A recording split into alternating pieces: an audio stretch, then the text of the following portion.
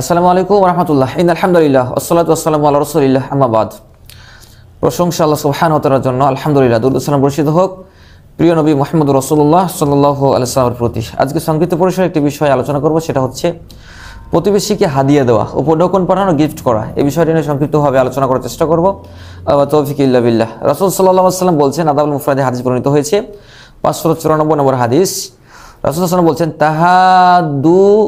তাহাব্বু, তোমরা পরস্পর পরস্পরকে হাদিয়া পাঠাও, উপঢৌকন পাঠাও, গিফট করো, এবং তাহলে পরস্পর পরস্পরের প্রতি মহব্বত সৃষ্টি হবে। রাসূল সাল্লাল্লাহু আলাইহি ওয়াসাল্লাম এভাবে বলছেন যে তাহাব্বু, পরস্পর পরস্পরের প্রতি উপঢৌকন পাঠাও এবং পরস্পর পরস্পরের প্রতি তাহলে মহব্বত, ভালোবাসা বৃদ্ধি পাবে। আমাদের আয়েশা রাদিয়াল্লাহু তাআলা আনহা রাসূল সাল্লাল্লাহু আলাইহি ওয়াসাল্লামকে জিজ্ঞাসা করছেন, ইয়া রাসূলুল্লাহ, ইন্নালি জারাইনি, নিশ্চয়ই আমার দুইজন প্রতিবেশী আছে, যে ফা ইলা আইহিমা উহদি, আমি কাকে উপঢৌকনটা আগে পাঠাবো? ক্বালা ইলা আকরাবিহিমা মিনকে বাবান। আমাদের আয়েশাকে রাসূল সাল্লাল্লাহু আলাইহি ওয়াসাল্লাম বলছেন, তোমার বাড়ির দরজা থেকে যার দরজার নিকটে তার কাছে তুমি উপঢৌকন পাঠাবে, গিফট করবে। তার মানে যদি আমাদের প্রতিবেশী আশপাশে অনেক থাকে, তার মধ্যে সবচেয়ে বেশি অগ্রাধিকার যোগ্য হচ্ছে যে আপনার বাড়ির দরজা থেকে পার্শ্বের দরজা যার কাছে। কিন্তু বাস্তবতা হলো সত্য যে আমরা অনেক কিছু বিষয়ে উপঢৌকন দেওয়ার ক্ষেত্রে আমরা অনেক কিছু সমস্যা করে ফেলি।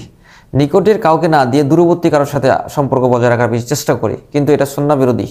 রাসূল সাল্লাল্লাহু আলাইহি ওয়াসাল্লাম স্পষ্টভাবে বলছেন যে আমাদের আয়েশাকে তোমার দরজা থেকে, তোমার ঘরের দরজা থেকে যার দরজার নিকটে সে তোমার প্রতিবেশী, তাকে তুমি উপঢৌকন আগে দিবে, তারপরে যতটুকু বাঁচবে, যতটুকু আপনার পরিসীমা, এভাবে আস্তে আস্তে আস্তে যেতে থাকবে দূরে।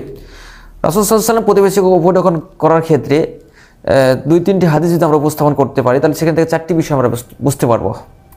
রাসূল সাল্লাল্লাহু আলাইহি ওয়াসাল্লাম আবু যার রাদিয়াল্লাহু তাআলাকে বলছেন, এটা বুখারী হাদিস 6014 বা 15 নম্বর এই হাদিস খুললে পেয়ে যাবেন, মুসলিম বর্ণিত হাদিস।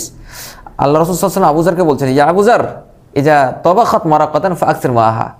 আবু যার, যখন তুমি রান্না করবে, ঝোল রান্না করবে, তখন সেখানে পানিটা একটু বেশি করে দিয়ে দাও। ওয়া তাআহাদ জিরানাকা, এবং সেটা তোমার প্রতিবেশীর মাঝে পাঠাও, বিতরণ করো, সেটাকে দিয়ে দাও, পৌঁছে দাও।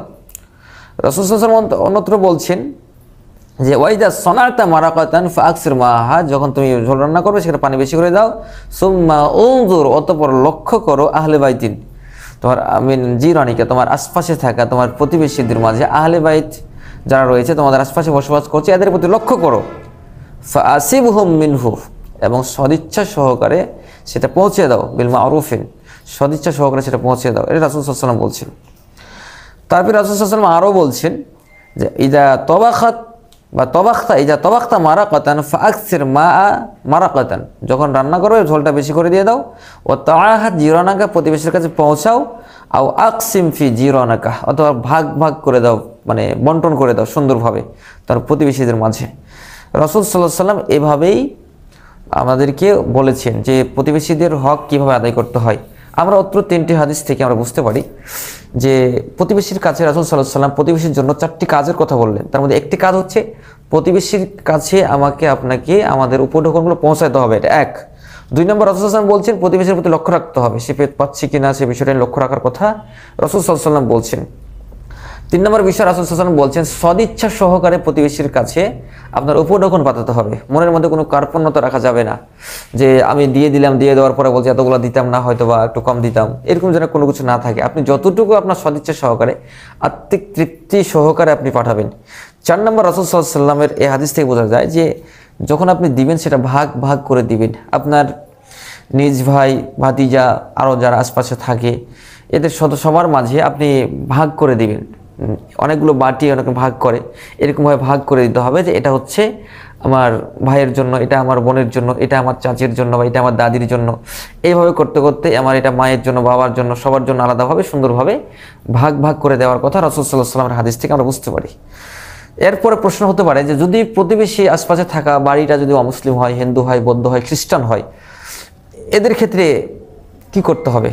এর ক্ষেত্রেও রাসূল সাল্লাল্লাহু আলাইহি ওয়াসাল্লাম স্পষ্ট সমাধান দিয়ে দিয়েছেন। আপনি যদি হাদিস খুলে দেখেন, আদাবুল মুফরাদ 124 নম্বর হাদিস, হাদিসের মান সহিহ, যেখানে আব্দুল্লাহ ইবনে আমর রাদিয়াল্লাহু তাআলা আনহু তার বাড়িতে একটি ছাগলকে রান্না করা হচ্ছিল, তার ছেলে এটিকে তৈরি করছিল। তখন আব্দুল্লাহ ইবনে আমর রাদিয়াল্লাহু তাআলা তার সন্তানকে বলছিলেন যে যখন এটা তৈরি হয়ে যাবে তখন তুমি এটাকে তোমার আমাদের বাড়ির প্রতিবেশী মানে তোমার বাড়ির পাশে থাকা ওই বাড়ি থেকে বিতরণ করা শুরু করবে।